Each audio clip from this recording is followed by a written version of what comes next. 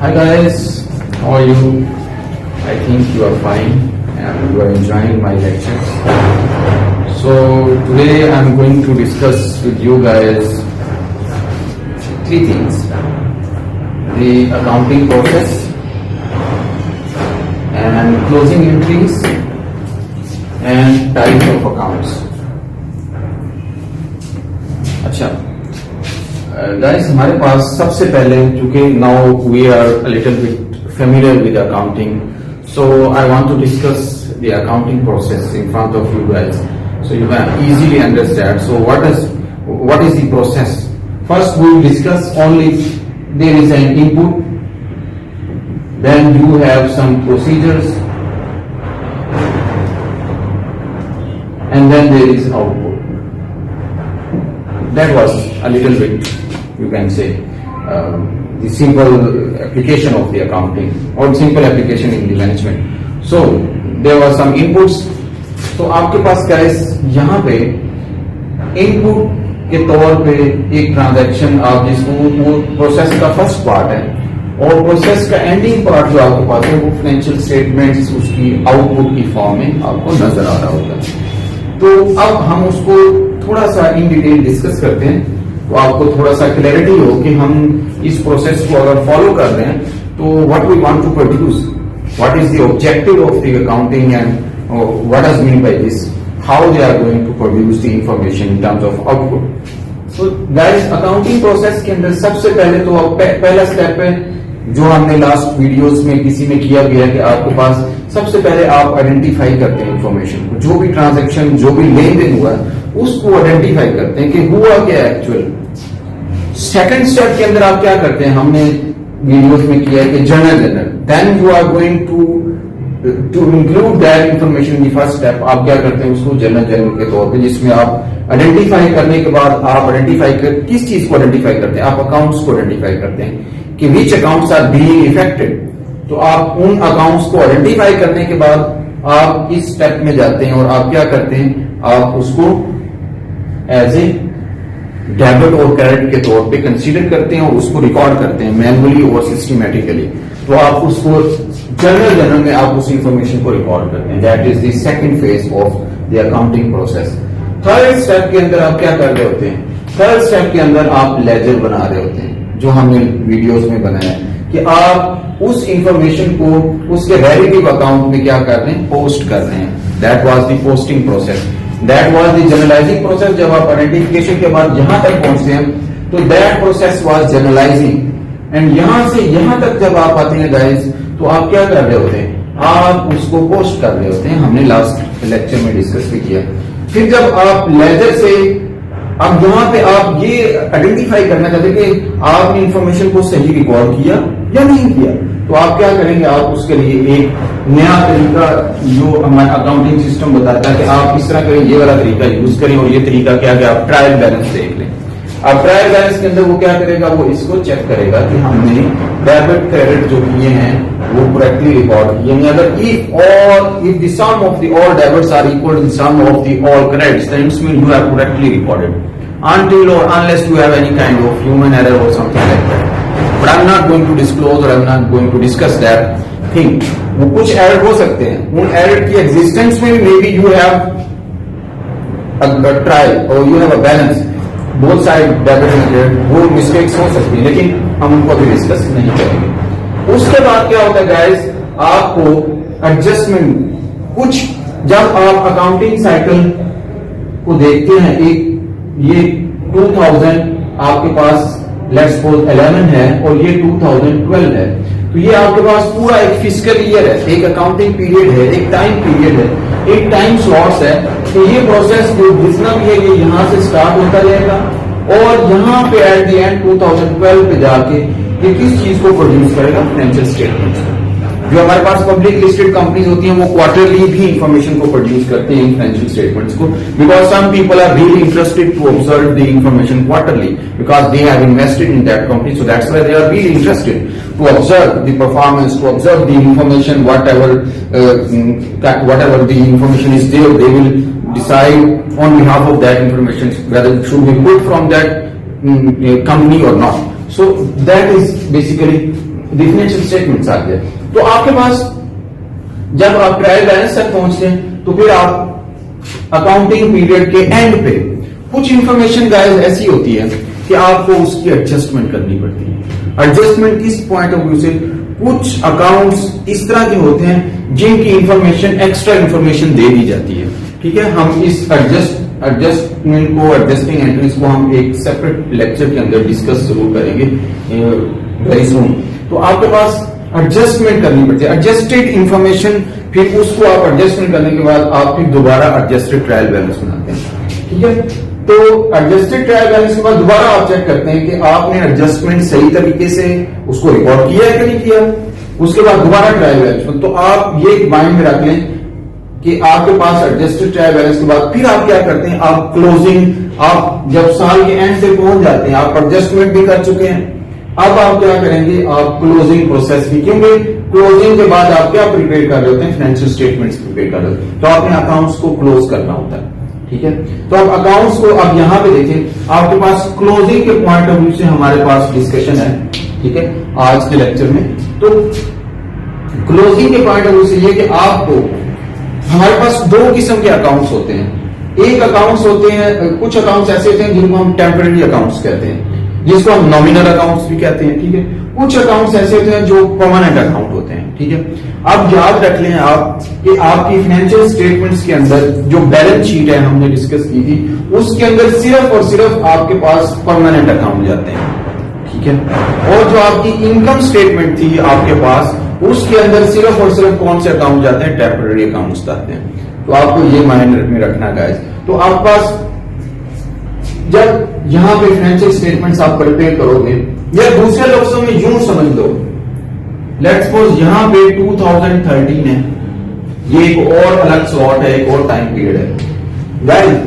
वो हर वो अकाउंट जो इस टाइम पीरियड, इस टाइम स्लॉट, इस अकाउंटिंग साइकिल के अंदर क्लोज हो जाएगा, ठीक है, खत्म हो जाएगा, या जिनको हमने कंसीडर किया हुआ कि वो खत्म हो जाएंगे, वो ये वाले अकाउंट्स होंगे। ये वाले अकाउंट एक अकाउंटिंग साइकिल में चलेंगे और उसके बाद जब यहां तक पहुंचेंगे और जब हमने क्लोज करना होगा तो हम इन अकाउंट्स का बैलेंस जीरो कर देंगे। और होगा क्या, इसका इफेक्ट कहां पे ट्रांसफर कर देंगे, इसका इफेक्ट आप ऑनर्स इक्विटी में ट्रांसफर कर देंगे। इन तीनों का इफेक्ट कहां पे ट्रांसफर हो रहा होता है, ऑनर इक्विटी के अंदर, ठीक है।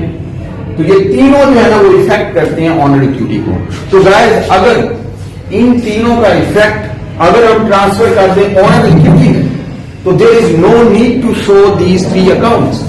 सो all kind of expenses, all kind of revenues and dividends और ड्राइंग्स, तो आपको अगर इफेक्ट आगे मुंतकिल हो गया, ट्रांसफर हो गया, तो आपको जरूरत नहीं है कि आप उन अकाउंट्स को जो है ना वो अपनी बैलेंस शीट के अंदर जो है ना वो शो करवाएं। एक तो उसकी लॉजिक ये है। दूसरी लॉजिक कह रहा हूं कि एक आपके पास ये है इंफॉर्मेशन, दूसरी ये है कि जो अकाउंट्स मोर देन 1 ईयर, अब यहां पे हमने लास्ट वीडियोस में ये भी डिस्कस किया था कि कुछ अकाउंट्स होते हैं वो शॉर्ट टर्म के होते हैं, कुछ अकाउंट्स लॉन्ग टर्म के होते हैं। ये जो बैलेंस शीट होती है ये लॉन्ग टर्म के अकाउंट्स होते हैं। इसके अंदर जो अकाउंट्स भी देखें आ रहे हैं, एसेट्स हैं तो लॉन्ग टर्म के एसेट्स होंगे, इसके अंदर लायबिलिटीज हैं लॉन्ग टर्म की भी हो सकती है, ऑनर इक्विटी है वो भी लॉन्ग टर्म की भी हो सकती है। तो आपके पास बैलेंस शीट के अंदर ये वाले अकाउंट्स परमानेंट होते हैं, और परमानेंट अकाउंट ऐसे अकाउंट होते हैं जो more than 1 accounting cycle, more than 1 accounting period चलते हैं। जब वो चलते हैं तो हम उनको परमानेंट अकाउंट कहते हैं, तो वो आगे भी शो होते हैं। और उन परमानेंट अकाउंट के अंदर हम इन टेम्पररी अकाउंट्स का इफेक्ट डाल देते हैं, जो ऑनर इक्विटी वाली साइड पे आपको नजर आता है। तो इसलिए हम उसको अकाउंट, इनके बैलेंस हर साल इनके बैलेंसेस जीरो होते हैं at the end of the accounting period, at the end of the accounting cycle. और नेक्स्ट ईयर जैसे ही स्टार्ट होगा तो नया रेवेन्यू होगा, नई एक्टिविटी होगी, नई सेलिंग होगी, नई चीजें फरोख्त होंगी, सेल होंगी, नए एक्सपेंसेस होंगे। उन्हीं चीजों को जो कमाने के लिए, उन्हीं चीजों को कमाने के लिए कुछ अखराजात भी होंगे, you will have to bear that expense. और इसी तरह अगले साल में कुछ पर्सनल यूज के लिए ऑनर जो है वो क्या करेगा, अपनी जो है ना वो इनकम को यूज भी करेगा, कंपनी से पैसे निकालेगा भी। तो वो हर साल ये फिर नए सिरे से स्टार्टिंग होगी, और जब उस साल के एंड के अकाउंटिंग साइकिल में हम पहुंचेंगे तो फिर इनको दोबारा हम जीरो कर देंगे। और इनका इफेक्ट कहां पे ट्रांसफर कर देंगे, ऑनर इक्विटी के अंदर। तो इसलिए ये पूरे अकाउंटिंग साइकिल के अंदर ये वाली चीजों का इफेक्ट चलता रहता है और ये वाले अकाउंट्स परमानेंट साथ साथ मूव होते रहते हैं और आगे चलते रहते हैं। तो ये हमारे पास क्लोजिंग एंट्रीज के। अब आप देखें, जब अब मैं डिस्कशन किसके करना है, तो जब आपने हम डिस्कस करेंगे क्लोजिंग एंट्रीज को, ठीक है। तो जब आपने अब किस किस चीज को क्लोज करना है, आपने रेवेन्यू को क्लोज करना होगा, आपने जो मैंने बताया हुआ कि अब जब आपने क्लोजिंग एंट्रीज पास करनी है, याद रख लें कि अकाउंटिंग सिस्टम के अंदर without entry you can not enter, ठीक है। और उस एंट्री के लिए आपको डेबिट और क्रेडिट करना है, ठीक है। अब आपके पास 4 किस्म के अकाउंट, लेट्स सपोज आपके पास पहला अकाउंट जो है वो आपके पास रेवेन्यू का है, ये रेवेन्यू का अकाउंट आपका क्लोज होगा। फिर आपके पास एक्सपेंस का अकाउंट है, ठीक है, ये डेबिट साइड और ये क्रेडिट साइड, डेबिट और क्रेडिट साइड। अब इसी तरह आपके पास ड्राइंग का अकाउंट है,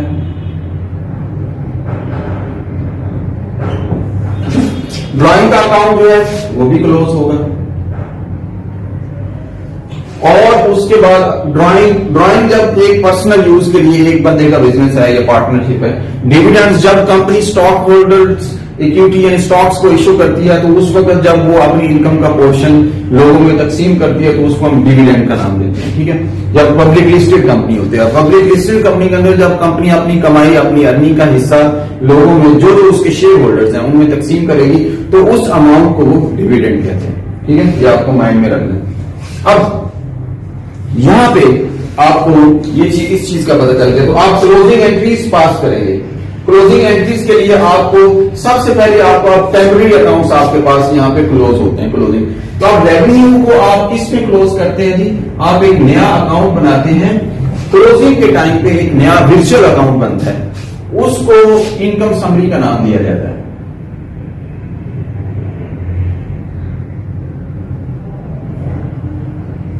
ये इनकम समरी का अकाउंट है ना, आप इसको यानी रेवेन्यू को क्लोज करते हैं और उसकी जगह एक नया अकाउंट बन जाता है। मैं आपको यहाँ पे बना के भी देता हूं कि आपके पास एक इनकम समरी का, जिसे हम IS के नाम से मैं लिख रहा हूं, ठीक है।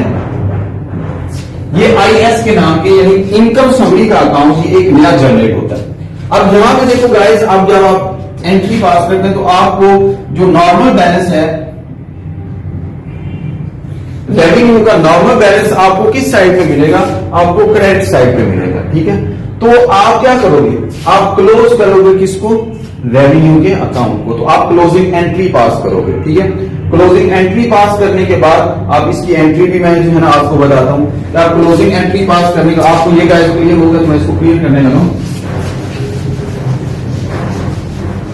तो आप सबसे पहले जब आप क्लोज करेंगे रेवेन्यू, तो आप एक जनरल टाइप की एंट्री पास करेंगे। उस एंट्री के अंदर आप क्या लिखेंगे कि आप क्लोज कैसे हो सकता है, ये जीरो कैसे हो सकता है रेवेन्यू, कि आपने सबसे पहले जब जनरल बनाया था, फिर लेजर बनाया था, उस लेजर के अंदर नॉर्मल बैलेंसेस आपने देखे थे। रेवेन्यू का नॉर्मल बैलेंसेस जो है ना वो इधर आते हैं। आपका इंटरेस्ट रेवेन्यू है, सेल है, कोई भी रेंट रेवेन्यू है, तो वो हमेशा उसका नॉर्मल बैलेंस जो है ना वो क्रेडिट साइड पे होता है। आपको माइंड में ये रखना है कि आपके पास, मैं आपको बता भी दूं कि आपके पास जो एसेट्स हैं, आपके पास लायबिलिटी है,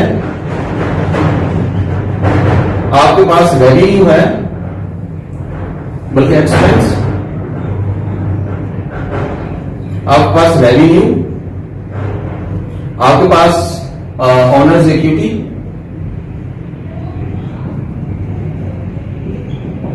और आपके पास है ड्राइंग।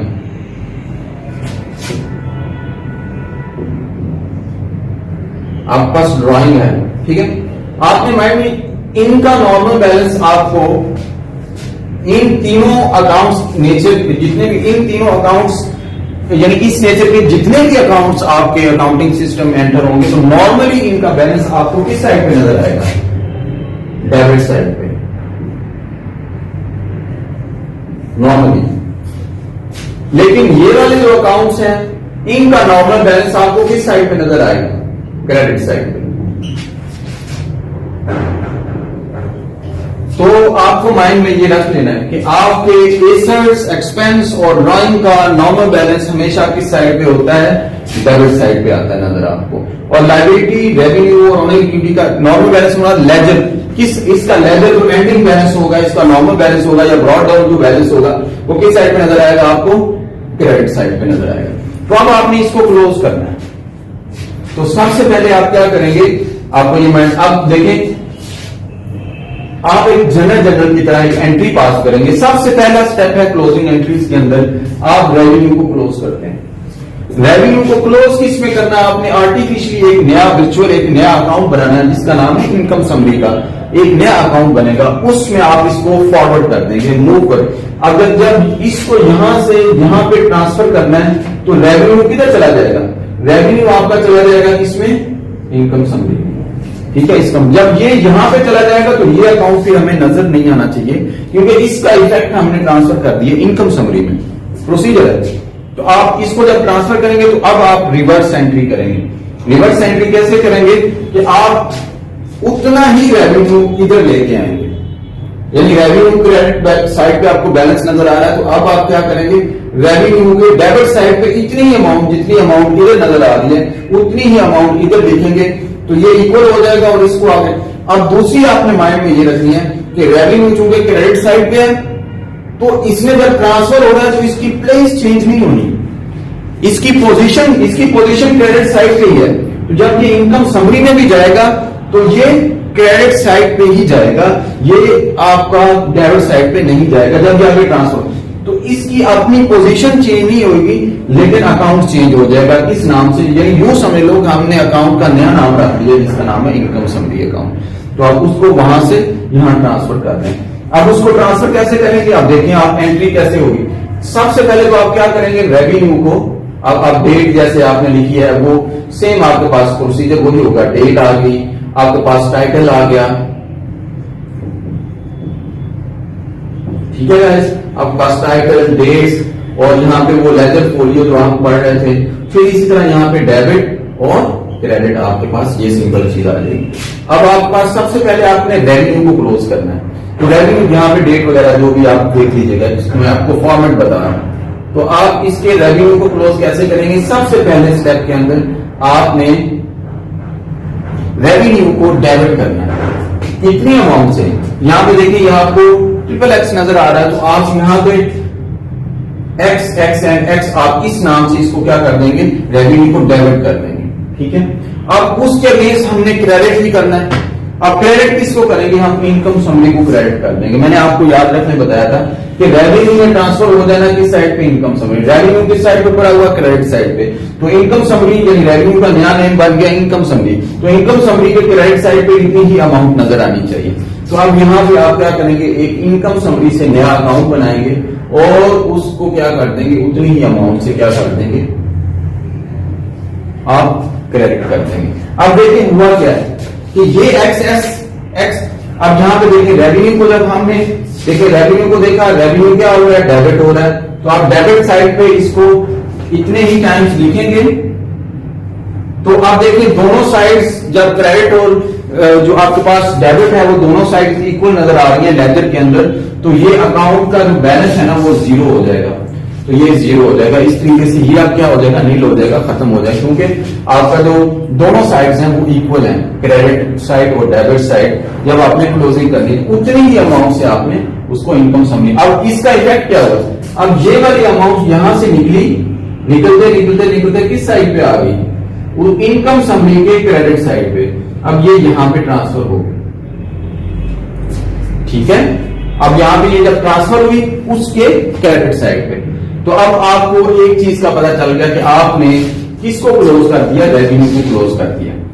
अब सेकंड आप क्या करते हैं, आप अपने एक्सपेंसेस को भी क्लोज करते हैं। याद रखें गाइस, आपका रेवेन्यू और एक्सपेंस एक वर्चुअल अकाउंट जो आपके पास इनकम समरी का अकाउंट है, इसी में ही सेट ऑफ होते हैं, क्लोज होते हैं। दोनों को आप एक जगह पे कंबाइन कर देते हैं, लेकिन उनकी पोजीशन को चेंज नहीं करते। You are not going to change their position. If they are on the debit side, you will record in the income summary on the debit side. If they are on the credit side, you will record on the same position. You are not going to change the position, but you are going to transfer that amount toward the income summary account. तो आप इसको भी किस में आप income summary account में, income summary यूं समझ लें कि एक कॉमन अकाउंट आ गया आपके पास, ठीक है, एक दोनों का कॉमन जो है ना आपके पास अकाउंट आ गया, जहां भी हम अपने रेवेन्यू को भी लिख रहे हैं और एक तरीका कार है अकाउंटिंग, तो आप अपने एक्सपेंसेस को भी वहां ट्रांसफर कर रहे हैं। रेवेन्यू क्रेडिट साइड पे था तो हम क्रेडिट साइड पे लिख रहे हैं। अब एक्सपेंसेस आप देख रहे हैं, आपको किस साइड पे नजर आएंगे, सारे एक्सपेंसेस आपको इस साइड पे नजर आ रहे होंगे, उनके नॉर्मल बैलेंस। मैं कहता हूं लेट्स सपोज ये वाई वाई वाई, ठीक है, तो आपको जितने भी बैलेंसेस एक्सपेंस के नजर आएंगे वो किस साइड पे नजर आएंगे, मैंने बताया उनका बैलेंस आपको डेबिट साइड पे नजर आएगा।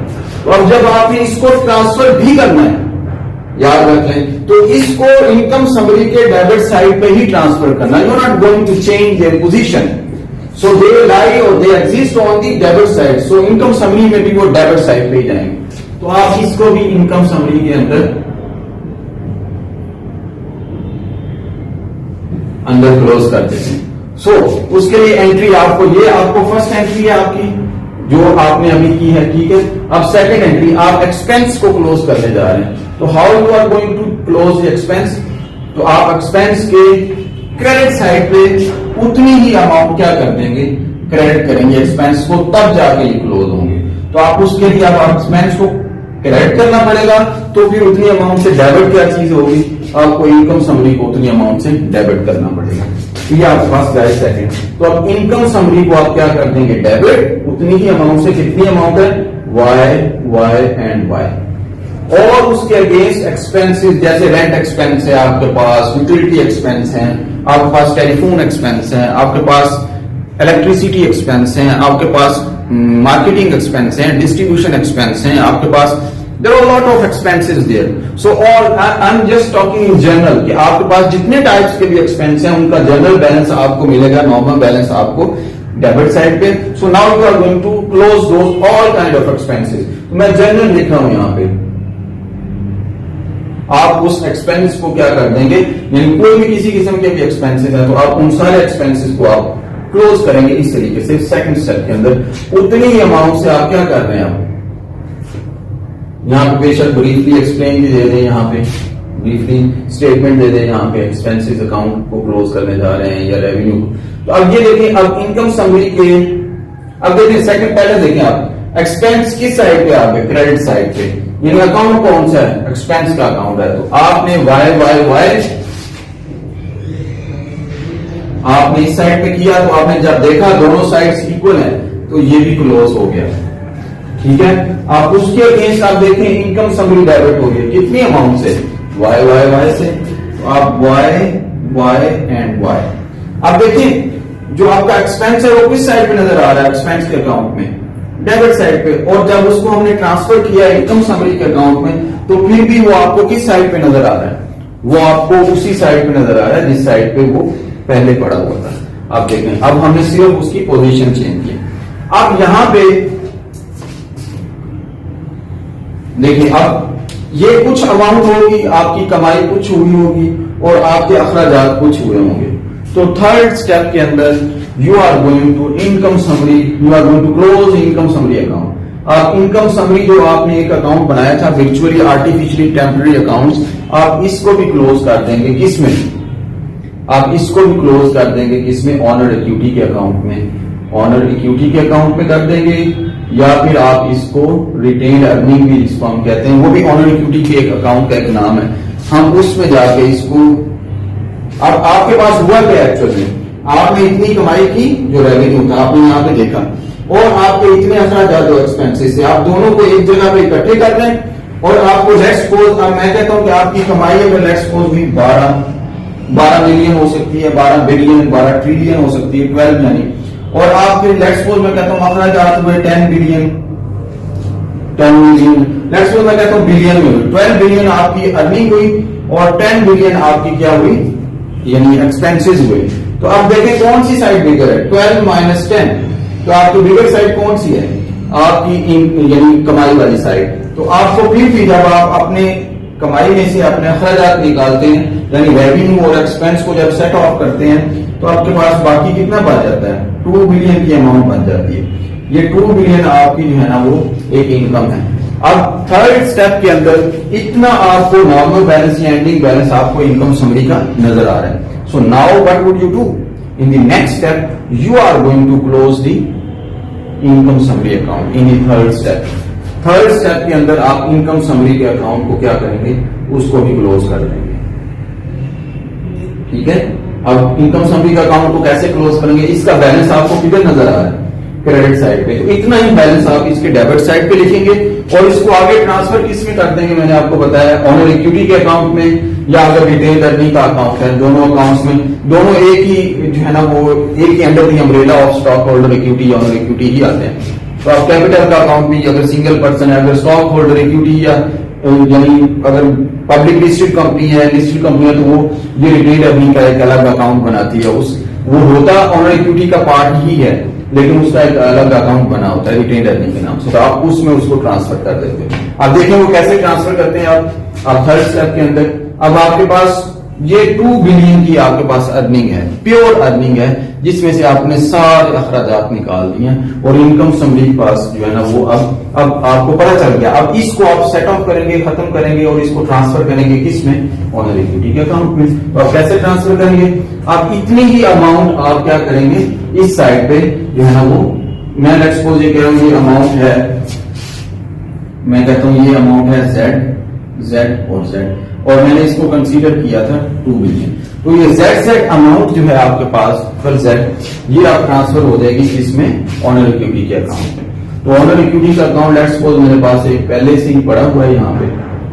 तो अब ये किस साइड पे है गाइस, ये आपके पास क्रेडिट साइड पे नजर आ रही है। तो इसमें ट्रांसफर भी होना है, तो इसमें ऑनर इक्विटी के भी क्रेडिट साइड पे ही ट्रांसफर होना है। तो आप देखें ऑनर इक्विटी का वैसे नॉर्मल बैलेंस हमेशा आपको क्रेडिट साइड पे नजर आता है, तो ये उसकी चूंकि इजाफा कर देता है उसकी ऑनर इक्विटी में, उसकी पॉकेट में इंक्रीमेंट कर देता है। तो इंक्रीमेंट तब ही होगा जब ये उसी साइड पे ट्रांसफर होगा। तो उस साइड पे ऑनर इक्विटी का पहले कुछ ना कुछ बैलेंस लेट्स सपोज मैं कहता हूं ए पड़ा हुआ है, तो अब उसमें जाके ये क्या हो जाएगा, ये ऐड हो जाएगा जेड। अब देखो क्लोज इनकम समरी को कैसे क्लोज करेंगे हम, इनकम समरी को हम इतनी ही अमाउंट से क्या कर देंगे, डेबिट कर देंगे, और उसके अगेंस्ट ऑनर इक्विटी को,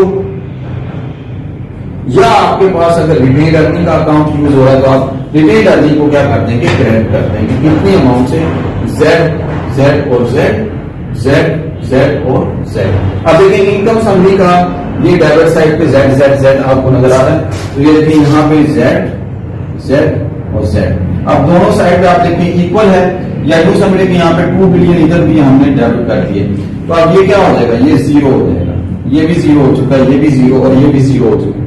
अब इसका इफेक्ट कहां पे ट्रांसफर हो जाएगा, ऑनर इक्विटी के अकाउंट में। तो ऑनर इक्विटी के अकाउंट में ये जेड वहां पे जाके क्या हो जाएगा, ऐड हो जाएगा किस साइड पे आपका।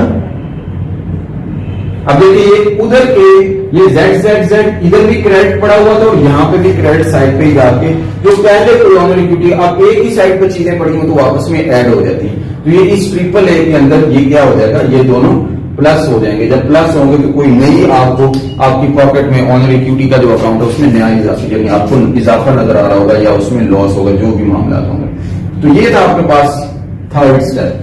फोर्थ स्टेप के अंदर आप क्या करेंगे, लास्ट वन, आपके पास फोर्थ स्टेप के अंदर क्या होगा, आप ड्राइंग के अकाउंट को भी, फर्स्ट स्टेप के अंदर आप रेवेन्यू, सेकंड के अंदर आप एक्सपेंसेस, थर्ड स्टेप के अंदर आप इनकम समरी को अकाउंट को क्लोज करेंगे, और फोर्थ स्टेप के अंदर आप क्या करेंगे, ड्राइंग या डिविडेंड को क्लोज करेंगे। इसको आप जाके ऑनर इक्विटी या रिटेन अर्निंग से आप जाके क्लोज करेंगे। ठीक है, इसको डायरेक्टली आप रिटेन अर्निंग से जो है ना वो क्लोज करेंगे ऑनर इक्विटी से। तो इसको आप क्लोज, लेट्स सपोज मैं कहता हूं पहले आपको यहाँ पे कोई अमाउंट नजर आ रही है, इसका बैलेंस बी, आपको ये उसका नॉर्मल बैलेंस नजर आ रहा है। तो अब आप क्या करेंगे, इस अकाउंट को क्लोज करेंगे। इस अकाउंट को क्लोज करने के लिए ट्रिपल बी यहाँ पे भी इतनी ही अमाउंट होनी चाहिए, तो आप उसको यहाँ पे इतनी अमाउंट ड्राइंग को क्रेडिट करेंगे, और ये आगे इसका इफेक्ट ट्रांसफर हो जाएगा किसमें, ऑनर इक्विटी में। सबके इफेक्ट, इसका इफेक्ट ट्रांसफर हुआ है किसमें, रेवेन्यू का इफेक्ट ट्रांसफर हुआ है इनकम समरी में, एक्सपेंस का इफेक्ट ट्रांसफर हुआ है इनकम समरी में, और ये गुड ट्रांसफर आगे हो गए किसमें, ऑनर इक्विटी में, और ड्राइंग भी ऑनर इक्विटी में। मैंने आपको गाइस बताया कि टेम्पररी वो अकाउंट्स होते हैं जो रेवेन्यू, एक्सपेंस, ड्राइंग और इनकम समरी के, जब इनका इफेक्ट ही ऑनर इक्विटी में चला जाए तो there is no need to show those information in the permanent account. So that's why owner equity एक परमानेंट अकाउंट, उसमें इनका इफेक्ट ट्रांसफर होता जा रहा है। अब फोर्थ स्टेप के अंदर you are going to close the drawing. अब देखिए फोर्थ स्टेप के अंदर कैसे आप क्लोज करेंगे इसको। तो आपके पास अब जो है ना, आपके पास ड्राइंग और ऑनर यानी आपके पास क्या हो जाएगी, ड्राइंग क्रेडिट हो जाएगी और उसके अगेंस्ट आपके पास ऑनर इक्विटी या रिटेन अर्निंग, ये आपके पास क्या हो जाएगी, ये आपके पास उतनी ही ड्राइंग जो है ना वो क्रेडिट हो जाएगी। इतनी अमाउंट से आपने किया उसको, यानी बीबीबी से, तो अब आप यहां पे भी बीबीबी और उसके अगेंस्ट यहां पे भी आप उतनी ही अमाउंट क्रेडिट। आप देखिए गाइस, ड्राइंग अब यहां पे क्लोज हो रहा है तो ड्राइंग के क्रेडिट साइड पे ट्रिपल बी आप जो है ना वो लिख देंगे। अब देखिए दोनों साइड इक्वल है तो आपका बैलेंस जीरो हो जाएगा, ये भी क्लोज हो जाएगा। और इसका इफेक्ट आगे चला गया, किसी साइड पे जाएगा, पहले के ड्राइंग का नॉर्मल बैलेंस इस साइड पे था, तो अब ये अगर ट्रांसफर भी होगा तो ऑनर इक्विटी के डेबिट साइड पे ट्रांसफर होगा। और देखिए ये आपको गाइस ऑनर इक्विटी है या रिटेन अर्निंग का अकाउंट जो है उसमें ये ट्रिपल बी डेबिट साइड पे, तो अब यहां पे ये ट्रिपल बी जो है ना नजर आ रहा है। एट द एंड आपके पास अब देखो हुआ क्या है, अब ऑनर इक्विटी जो है ना वो ऑनर की एक पॉकेट है, ऑनर की जेब है, उसमें कैसे इफेक्ट ट्रांसफर हो रहे हैं कि जो रेवेन्यू था उसमें से एक्सपेंस निकाले इनकम समरी के अकाउंट के थ्रू, और वहां से इनकम समरी पता चला कि हमें इतना बच गया, वो हमने ट्रांसफर कर दिया ऑनर इक्विटी की पॉकेट में। उसे पता चला कि मुझे जेड मेरे पास कमाई हुई है, और अगर ने खुद भी जो है ना निकलवाया है या कुछ हम डिविडेंड की शेप में या आपने ड्राइंग की शेप में, तो वो भी उसके डेबिट साइड पे। अब बाकी जो बैलेंस बचेगा लेट्स सपोज वो आपके पास यहाँ पे आ रहा है, यानी दिस प्लस दिस, और ये इसमें से अपोजिट साइड पे, तो ये उसमें से माइनस होके बाकी जो आपको नजर आ रहा होगा, मैं कहता हूं ये एम है, तो ये आपके पास जो है ना वो एंडिंग बैलेंस नजर आ रहा होगा। ठीक है, तो ये है गाइस क्लोजिंग एंट्रीज का जो है ना वो एक पूरा प्रोसीजर, एक पूरा प्रोसेस। तो आप क्लोजिंग एंट्रीज पास करते हैं, ठीक है, उसको समझाने के लिए। फिर उसके बाद फिर दोबारा आप पोस्ट क्लोजिंग ट्रायल बैलेंस भी से कहते हैं, क्लोजिंग ट्रायल बैलेंस भी कहते हैं, आप ये ट्रायल बैलेंस बनाते हैं।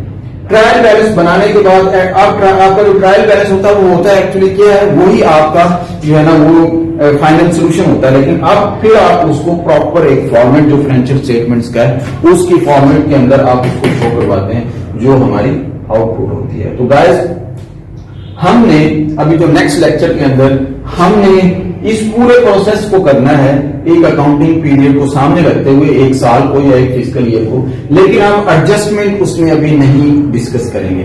हम यहां से ये 1 2 3 4 ये 5 और 6 जो स्टेप है एडजस्टमेंट का वो छोड़ देंगे और हम डायरेक्ट क्लोजिंग पे जाएंगे और फाइनेंशियल स्टेटमेंट्स बनाएंगे। एक पूरा साइकिल, एक पूरा प्रोसेस इस तरीके से करेंगे। उसके बाद उससे नेक्स्ट लेक्चर के अंदर हम फिर एडजस्टमेंट को डिस्कस करेंगे और फिर हम एक कंप्लीट अकाउंटिंग प्रोसेस को फॉलो करेंगे एक अकाउंटिंग साइकिल के अंदर। उसके अंदर एडजस्टमेंट को भी डिस्कस करेंगे, क्लोजिंग को भी डिस्कस करेंगे। तो you would be very pretty much clear about the financial statements. So I hope कि आपको ये चीज पसंद आएगी। मैं इसको समझ कर देता हूँ कि आपके दो किस्म के अकाउंट्स होते हैं, परमानेंट और टेम्पररी अकाउंट्स। जो परमानेंट अकाउंट होते हैं वो आपके बैलेंस शीट में ट्रांसफर होते हैं, और जो टेम्पररी अकाउंट होते हैं वो आपके पास 3 किस्म के अकाउंट होते हैं। वो जो 3 किस्म के अकाउंट होते हैं वो आपका रेवेन्यू है, एक्सपेंस है, ड्राइंग है। आप इन तीनों को इफेक्ट को ट्रांसफर करते हैं, जब इफेक्ट ट्रांसफर हो गया तो आपको जरूरत नहीं होगी तो बाकी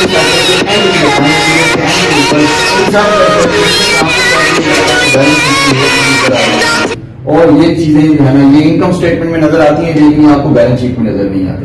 तो आप उसको क्लोज कैसे करते हो? रेवेन्यू को इनकम समरी में ले जाते हो, एक्सपेंस को भी इनकम समरी में ले जाते हो, दोनों को सेट ऑफ करते हो। इनकी पोजीशनिंग चेंज नहीं होती जो लेजर बैलेंस में नजर आती, इनको ट्रांसफर भी करते हो तो उसी पोजीशन पे रखते हो। अगर डेबिट है तो डेबिट साइड पे आगे ट्रांसफर होगा, क्रेडिट है तो क्रेडिट साइड पे ट्रांसफर होगा। फिर आप थर्ड स्टेप के अंदर आप इनकम समरी, जो आपको बाद में बैलेंस मिलेगा इनकम समरी का, जो आपको पता चलाएगा कि प्रॉफिट है या लॉस है लेजर के अंदर। अगर ये इस साइड पे क्रेडिट साइड पे, जो इनकम समरी में पता चलेगा प्रॉफिट है। अगर ये डेबिट साइड पे आ जाता है तो आपको पता चलेगा कि ये आपको लॉस हुआ है। तो आप इन प्रॉफिट को या लॉस को आप ट्रांसफर करेंगे आगे ऑनर इक्विटी में। तो इन सब का जो है ना वो ट्रांसफरमेंट आगे हो जाती है। तो उसके बाद हम इसको आगे बैलेंस शीट में शो करवाते हैं, जो हमारे पास बैलेंस शीट इक्वेशन हमने डिस्कस भी की थी। तो ये हमारे पास एक अकाउंटिंग प्रोसेस है और ये क्लोजिंग एंट्रीज का प्रोसेस है। तो हम नेक्स्ट स्टेप के अंदर, नेक्स्ट लेक्चर के अंदर हम एक पूरा क्वेश्चन करेंगे। मैं थोड़ी सी ट्रांजेक्शन लेके आऊंगा, उन ट्रांजेक्शन को हम क्या करेंगे, हम डिस्कस करेंगे, उसका जनरल, उसका लेजर, उसके बाद हम उसका ट्रायल बैलेंस बनाएंगे और इसको छोड़ देंगे, क्लोजिंग एंट्रीज पास करेंगे, क्लोजिंग ट्रायल बैलेंस और फाइनेंशियल स्टेटमेंट्स बनाएंगे। फिर नेक्स्ट फेज के अंदर मैं ये पूरा अकाउंटिंग प्रोसेस एडजस्टमेंट के साथ आपको जो है ना वो डिलीवर करूंगा। आई होप कि आपको कुछ ना कुछ समझ आया होगा। तो हम मिलते हैं नेक्स्ट लेक्चर पे। Thank you so much.